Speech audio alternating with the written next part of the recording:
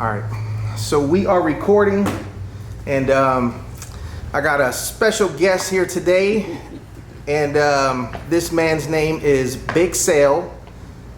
A lot of y'all know him, and if you don't, today you're about to get introduced to him. And today we flipped it.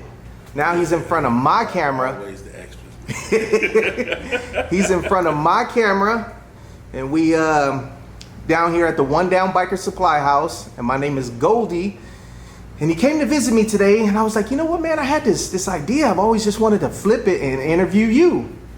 And with no hesitation, he said, man, go grab your camera. So we gonna shoot this on the fly. I'm not gonna do no editing.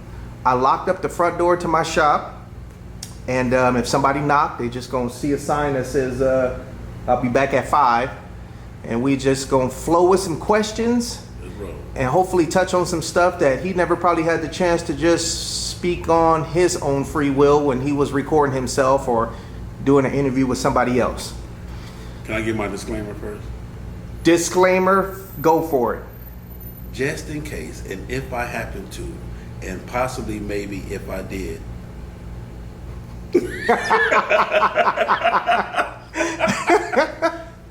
That's the disclaimer, right? Okay. Well, I do have a mic, but I ain't got no batteries in it. So we just gonna make sure that when you talk, you talk loud, because everybody want to hear what comes out of your mouth. Yeah. So I'm gonna just flow with some questions, Go ahead, Daddy. and when you answer them, just try to give the shortest, hardest, heaviest, impacting response you can, because when I talk sometimes I kind of veer off, but we're gonna stay away from veering off. So what year did you first get the first motorcycle? What year did you first get your first motorcycle? Okay, I can't answer this one as short as I would like to. I'm gonna just say this. Motorcycling to me came late in my life, 40s. I was 40 plus years old. Okay. Even when I started, even when I even wanted a motorcycle, never had a desire to even motorcycle. You know, and might have even thought it was some of the silliest shit in the world. But I moved to Georgia, met my now-to-be wife, Queen, who was motorcycling, and I was still, cars and, stuff like that. And just following them around. I used to follow her club around.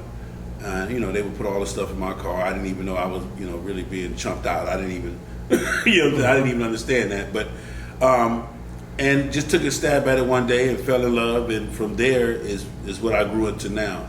So I would have to say my first motorcycle, and I could give this story real quick. Once I decided to ride, I bought a 150 scooter. Okay, you know what you're doing? Yeah. You're doing everything I told your ass not to do. Veer off? Yep. Well, I will give you the story about motor. Okay, 2006. Yeah, there we go. 2006. There we go. So Okay. 2006, and then how long was it after that where you inspired to have an interest in fucking with a motorcycle club? Whoa.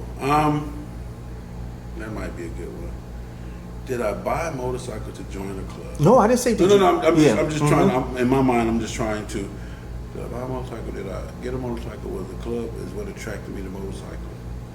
I would have to say instantly. Okay. When I decided to motorcycle, it was to join a club. Okay. I think the club might have came before the motorcycle. So you got your bike in 06, give or take. Give or And take. how long was it after that?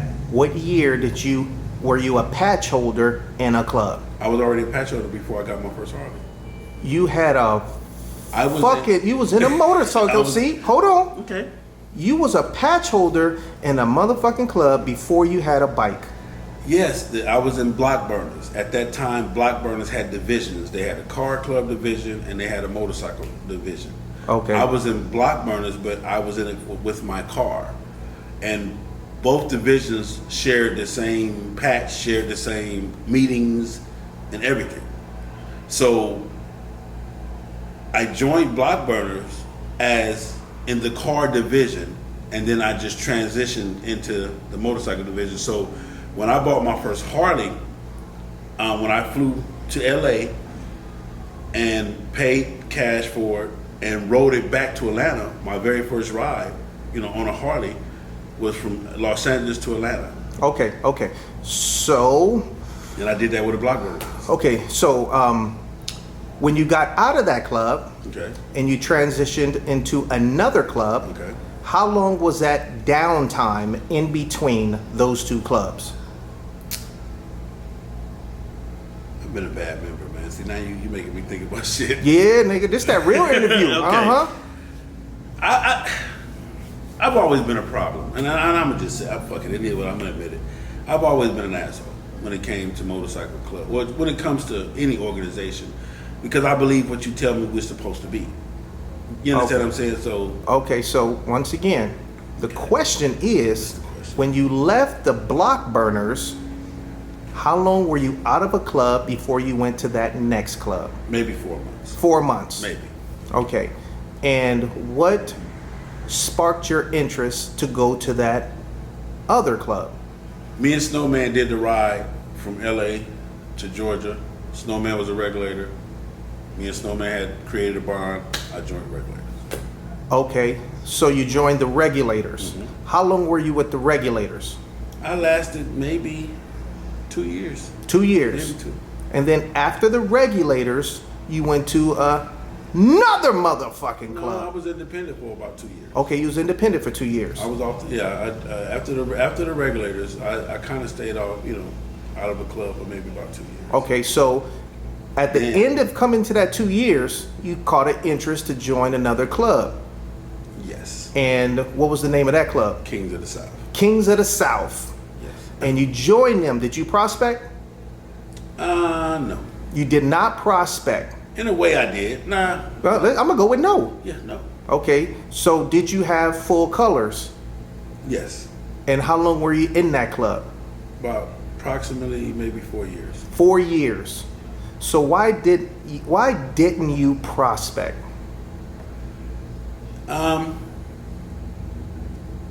That wasn't what they were doing.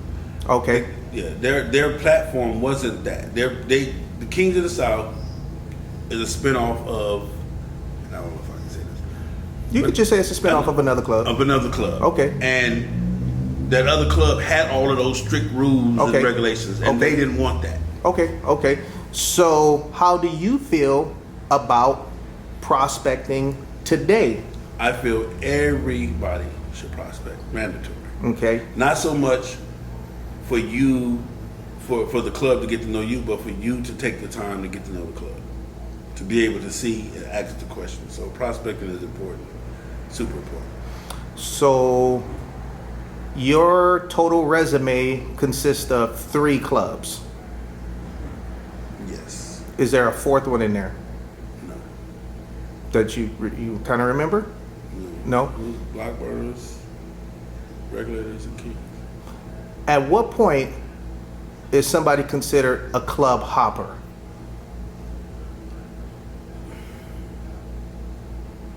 I would say a club hopper to me is somebody who's looking for the title, or they're looking for that special recognition, and once they don't get it, then they leave that club and join another club. My situation, not saying that I'm different, and I know everybody say, well, I was different. My situation was that I got put out of Block Burners, I got put out of Regulators, and I got put out of Kings. So I was just a bad dude. I guess I was just a bad club brother. So today in 2018, and your last year with the Kings was what year? It's almost 3 years. In Almost October, 3 years. 3 years. Yeah. So after being kicked out of 3 clubs, do you think today, 3 years later, you're good club material? Excellent club material. So you've been kicked out of 3 clubs, but you feel that you're excellent club material. Excellent club material. Okay. I put it like this. I'm not going to say I'm excellent club material, but I'm an excellent brother. I'm an excellent brother of a brotherhood. I don't even know if that makes sense. But because I'm dealing with this dude, so I got to be. Yeah. So, has it crossed your mind to join another club? Yes. Hands down. We're not going to say who, but just a yes or a no. Is there 2 top clubs that you would even consider? Yes. Okay. I can say who. I'm not tripping, but No, we're gonna try not to name drop because that makes people pop their collars out there, and they just don't need to know. he won down 48. Yeah, I'm sorry. I didn't say that. So, how long you been with your woman/fiance? Talking about before we got married? Oh no, you married? I forgot. Okay, so your wife. Did I just name 3 fucking chicks right now, nigga? You look like what the hell? No, because I'm trying to figure out, this guy. Trying to make sure So, how long you been married? Probably about 3 years. Oh, okay. How long were you dating her before you got married? Probably about 6 years. Okay, so with having her in your life throughout the time you was MCing, did the MC lifestyle / culture have any type of impact on your marriage or dating scene? No. But that don't have nothing to do with that. I'm an alpha male in any relationship, man. So I don't care what it is, whether it could be, hell, if we crocheted and, that's the club I'm in, it's going to be that. No, so that's good. So basically, you handled yours. It didn't put a cancer in your relationship. No, sir. Okay, that's good. That's good. And motorcycling, I could never blame no cancer being put on my relationship because of something else. It just is what it is. No. Did your woman ever have a negative impact on wanting to take you away from the club scene? I'm not gonna say take me away, but to say don't go on this run, just stay home with me. If you could, don't go. But whatever I want to do, it's gonna be done. So. Gotcha. So, do you think there's a likely chance within the next 2 years you will move forward to join another club, or do you think you'll just stay a civilian? Well, the one club that I want to join, they don't got but one chapter, and they're only one down south, and so unless I, move down south, then I can't join that club. The other club is a 1% club that if I decide to do, I would do that. But I don't know if it's within the next 2 years or. Got you. So you just made a public statement that you would join a 1%er club. Yes. I almost want to say why, but I know and I assume that you know everything that comes along with that, plus the more shit that comes along with it. You know what? The real reason probably for me, Goldie, is because if I'm gonna do it, let me go to the top, to where the rules are different. You understand what I'm saying? To whereas you avoid all of the silly shit. You feel what I'm saying? If I join a 1%er club, and I understand that all of the negative history and all of the bullshit that come with it, and what I involve myself in, for the future bullshit that comes with it. But for me, that is the peace of mind that I would have to start with, because it eliminates all of the bullshit right off the rip. And it gives me a different level of bullshit now, don't get me wrong. A different area, different level, but what I'm saying is, I would rather choose the bullshit that I know exists than to deal with all this other bullshit that just rises up out of the blue. I don't know if that even makes sense, but. Would your wife support this decision of you going to a 1%er club? My family would support whatever decision I make. What if you said you wanted to become a homosexual? My family would support whatever decision that I decide to make. Homosexuality is not one that I would make, but they would support whatever decision that I would decide to make. So, the 1%er club that you would consider, do they even know that you have an interest in them? Soul Brothers know. I don't have a problem. It's Soul Brothers. One of the biggest things I like about the Soul Brothers is that, from what I know, and I kind of got an extensive insight. They not with the bullshit. They Now, what do you mean not with the bullshit? Just so other people know, because I know what it means. When I say not with the bullshit, they're not with the bullying. They're not with the, they're not with the bullying. They're not with the, wanting to be known, wanting to be seen. They're not with all of the extra shit. A lot of the stuff that's going on right now, and this is the part where I'm telling everybody, this is my disclaimer. You know what I'm saying? A lot of the shit that's going on right now, I think that a lot of people are vying for position. They're bucking for position. They're bucking to be recognized as what history was for them. I think a lot of people are trying to hold on to the history. Not that we respect the history, but times have changed to where that history is no longer really at the top of the food chain, if I can say that. The respect is still there. Period, point blank. The respect is there, but there aren't any real fathers no more, like the fathers that you had, the father that I have. You feel what I'm saying? So the new fathers, y'all cool. You know what I'm saying? And the old fathers, the old fathers don't even want to be concerned with some of the new shit that's going on. Gotcha. They doing their thing. So I just use the father thing to try to get my point across. But I got you. Yeah. Now, I don't know if you've ever been to Sturgis. No. When I say Sturgis, just tell me what's the first things that come through your head. What do you think of when I say Sturgis? Just a bunch of white folks having a good time. Okay, boom. When I say the black motorcycle set, what's the first things that come to your head? A bunch of messy ass niggas. Bunch of messy ass niggas. Yeah. Is it a simple solution to fix the black motorcycle set to where it's not recognized as a bunch of messy ass niggas?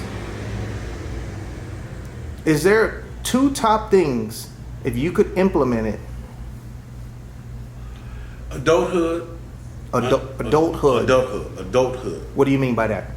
Everybody understanding that we're all adults, and you have to act accordingly. A man needs to be a man, and a woman needs to be a woman, and they need to be respected as such. That would be the first thing. The second thing would be is to be respected,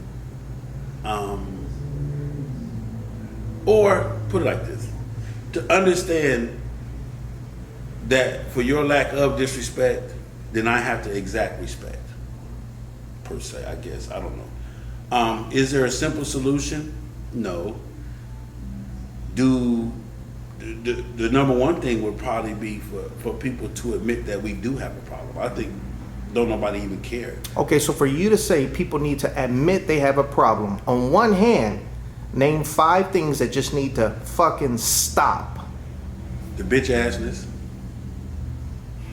the being worried about other people's business, the competition, the unhealthy competition,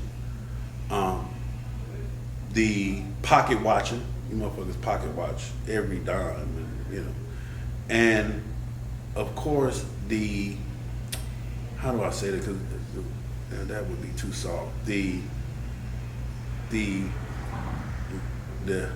lying to kick it. Telling lies to be accepted, pillow talking, and all that type of shit. That would be my 5 probably. Do you think what's your short words on I forgot what they call the girls that wear vests that's not in the club? Social clubs? Yeah. You think they're healthy for the set or unhealthy? Any woman around me is a healthy option. See, the problem that the set has is you're concerned about something that don't concern you. That's not your concern. Social club is social club. They have the only impact that they have is that when I come to your party, I'm not looking at a bunch of dicks.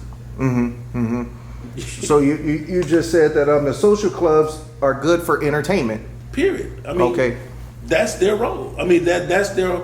I mean, whatever they have, whatever the social clubs have going on, that's their shit. If they wear vests, don't wear vests, armbands, that's their shit. We, as MC, we have no care and concern. When you come When you come to a motorcycle event, conduct yourself accordingly, or expect the window or the stairs.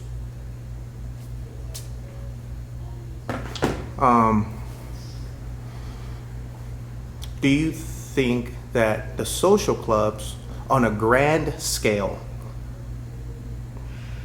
are respected or not respected by the majority of the motorcycle clubs? Not respected. Is it a simple answer of why? Well, first off, the motorcycle set feel like everybody owe them shit.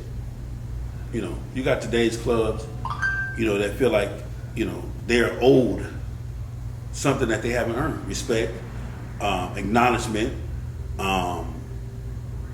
you know, people just feel like, because I'm in this club, oh, you have to respect me, oh, do I? You know what I'm saying? So the social clubs get treated as such, instead of understanding that you having a relationship with several social clubs, that when you host an event, they come out. You feel what I'm saying? And just being grateful for that, to say, hey man, you know, our party was nice. We had a bunch of, you know, good looking women, and we had a bunch of wildebeest. You had whatever choice you want to choose from. But it was accept, because everybody understand this, and I'm gonna say this. If you don't understand that I didn't come, and I gotta be careful with this. The women bring the men. And I'm gonna just leave it at that. The social clubs bring the men. You've done, at this point, more interviews than I can count with people. Have there ever been some topics that you on your own free will spoke on that you felt you should have just left it the fuck alone? I get caught up and crossed up, you know, occasionally. And it's only because my passion for really wanting you to understand, you know, what the fuck you're doing or not doing that could cause, you know, adverse effect to you or to your club or to whatever. So yes, sometimes I have, you know, per se overstepped my bounds or ran my mouth or might have just given a little bit too much, you know. And I'm one of the people that believe that the motorcycle set needs to go back to being a private entity. That's the problem now. We're too commercialized. But yes, I'll take responsibility for that. You think that there's people out there, or has anybody ever slid you a note saying, why are you speaking on that? You're just a civilian? No, I don't get it because I'm a civilian. I get it based on, you know, just why you, who do you think you are, you know, type of stuff. It ain't because I'm a civilian, because I was doing it when I had a, you know, MC on my back, and was still getting the notes. If you move forward at any point to join that 1%er club, do you still expect to have the freedom of doing all your video stuff? No. No. Just to be honest. Yeah. Just being honest. They can say they cool with it. They can say it's not an issue, but no. No, I would expect It's a choice. I would expect a club at that level to say that shit gotta stop. Yeah. I mean, that's just being run under. I'm not fake. So and this is the thing. Even with telling the truth, so what? You know what I'm saying? Even with telling the truth, so what? Because one thing that people cannot say, even when I overstepped my boundaries, I still told the truth. Did it have to be told? Maybe not. You know, was it necessary to be told? You know, maybe not. But the truth was told. And I think that's why I've lasted so long, because not only do I talk the talk, but I walk the walk. I ride my motorcycle. I go visit, and I go into the Lions Dens. I go into, you know, places that people would normally go into, and I go in there, you know. So being that you've lived in California, Southern California, you know what I'm saying, doing my thing. And now you're in Atlanta, what's the two biggest things that you've noticed about the motorcycle set in LA and the motorcycle set in Atlanta? Now you know you're tripping there, right?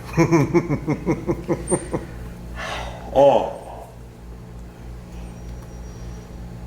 Whew, okay.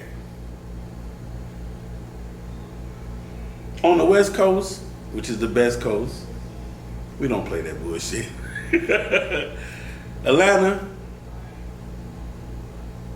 they are still, I ain't gonna say Atlanta. Let me take Atlanta out of it. The South. But you gonna speak the truth. Yeah, the South. But I'm just saying, it ain't just Atlanta. Okay. The South, period. I'm gonna give you a perfect example. In California, man, I don't even know if I can use it. In California, in the game, we had bosses. They were respected as bosses. But you ain't finna just slap a motherfucker, underling or any other thing, just because you a boss. And in that side of the world, the boss can slap you, kick you in the ass, and and it's okay. Well, on the West Coast, you're a boss, and we respect you for that, player, but you don't, respect me as well. It's a different level. It's a different level of maturity. Thank you. I almost had it. Y'all okay. had it. So which one are you saying is more mature than the other? The West Coast. Okay. So for some people who ain't never been back down south, some of them been under the impression that the South was ran a little bit tighter. Oh no. The West Coast is tighter based on the fact that every day, and I'm gonna use you as I'm gonna use my friend. Even you, being who you are not exempt from a oops. And let me see. Do I need to explain that? Maybe. Even you are not. Everywhere you go, everything you do, you have to be. Even though who you are. Even though I am who I am, we still have to be cognizant of our surroundings because of the environment that the West Coast is built in, or built on, or laid into, or however you want to say it. Down south, that's not your issue. You feel what I'm saying? You don't. Me and you down south, we can go anywhere and just pull up and, hey, how y'all doing? Again, we have to be aware of our surroundings, but nowhere near like on the West Coast. Motorcycle set or just private life. You understand what I'm saying? So that's the difference, because on the West Coast, no matter how bad you is or how tough you think you are, it's 17 people waiting on your toughness. Waiting to deal with your bad ass, per se. Down south, you got one person that's a badass ruling 17 people. Got you.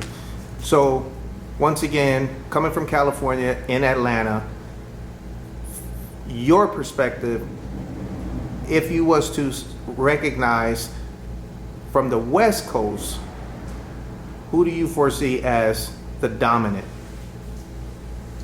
That's easy. That's the easiest shit in the world. I tell this to all the people that's on my channel. Crips and Bloods. Got you. MS-13. I mean, the gangs. The gangs run the West Coast. I don't care on what level you motorcycling on, and I don't mean to step on nobody's toes, but all gangs are respected. So I completely get it, and I do understand where you're coming from, but directly speaking on Motorcycle the MC lifestyle on the West Coast, okay. Who do you feel in your head, if anybody, is the dominant? Put it like this. You got different levels of motorcycling. True. So on the highest level of motorcycling, you have to give it to, quote unquote, the other races. Okay? And you have to put us, the black race, at the bottom of that scale, based on the fact that it's not that serious for us. For them, for the other races, for the other persuasions, it's a total lifestyle, not a partial lifestyle, not a little bit of my lifestyle. It's a total lifestyle to where they walk away from full family and all of that, and I'm all in, brother. You understand what I'm saying? So, not to step on anybody's toes, but if you had to put it like that, motorcycle terms, of course, the whites motorcycle on a different level than the blacks. All right, so it's recording again. So I think I asked some pretty good questions, and as you know, when we release this to the whole wide world, you're going to have some people sitting there like, hell no, that nigga didn't say that shit. And they're going to leave some comments. Yeah, please do. So, one thing I want to tell you, though, do you want me to delete some of the bullshit, or you want me to leave everything up there? Dude, I'm a grown ass man. Okay, I'm just asking. If I said it, I said it. One thing I do ask, and I will say this on camera: if you have a problem with something I said, contact me first. That's right. Don't call Goldie. You know, call me, get in touch with me, and we can debate it, or we can go round and round about a question. I may even can explain it more or not. Right you know on. what I'm saying? So that's the only thing I do ask. Whatever you heard today, if it offended you or it was questionable or whatever, contact me first. That's right. I am the first person that should know that you had a problem with something that I said. Cool. Well, I want to say thank you, Big Sale. Nah, man, This shit was man. this shit was just really on the fly. Yeah, And but I appreciate it though. all these questions were just off the top of my head, which was probably better because if I had time to really think of some questions, it would have probably just been a little bit more deeper, but pulling some layers back. But that don't mean we might do a part two to this. You know. One thing I'm gonna tell you this, man. I told you this even before the camera. I appreciate your friendship, brother. I appreciate your honesty. I appreciate you when you got your foot on my neck. I appreciate you when you helping me up. You know, I appreciate all that about you. And I'm getting emotional now because when you're in a company of real men, good people, it just lets you know that, hey, no matter what no matter what all these other motherfuckers said, you know, that I can't be that bad of a dude because I'm in the company of of other good people and of another good dude. So right on. I want to thank you for that. Right on. Thank you, man. I appreciate my friendship with you. I value it. I always look forward. I mean, you came all the way from Atlanta and came to Riverside to spend some time with me, man. Come on, so man. I got to, man. I want to say thank you very much. And within whatever time frame that is, if you take in consideration of whatever club you end up doing, don't come this way, nigga. Not for real. Well, no, you know that. But yeah, man, Orange got love for you to the fullest. Man, I know, man. And the only way you're gonna come this way is if you gotta fall in love with that BMW. Nah, man. I don't mind the 8 Series. They got the nice little gold ring doors. A motherfucker, you can ride whatever you want in this club. Yeah, man. You can ride whatever you want, man. No, but I mean, it's cool, man. I mean, what you're doing, your lane that you're in, and the thing about it is this, and I'm gonna say this on camera before we go. The I don't give a fuck is the shit, man. That's right. That once you guys can master that, the I don't give a fuck. Trust me, your life will be 10 times, 20 times, 100 times better. That's right. So, thank you for that. Thank you for that. Go ahead, give your closeout, man. All right, man. So check this out. If you're watching this, if you've been entertained or you have questions, you can always get at me. My YouTube channel is FHO Atlanta GA. Make sure you support both channels. You hit the subscribe button, hit the like button. For any and all questions, you can contact me at my number is 424-242-2355. I'm available, man, and understand this. I might not say it the way you want me to say it, but I did say the truth. That's right. So. You got to give you a closing. This is. All right, so in closing, it's your boy Big Sell FHOHNIC, and I'm gone.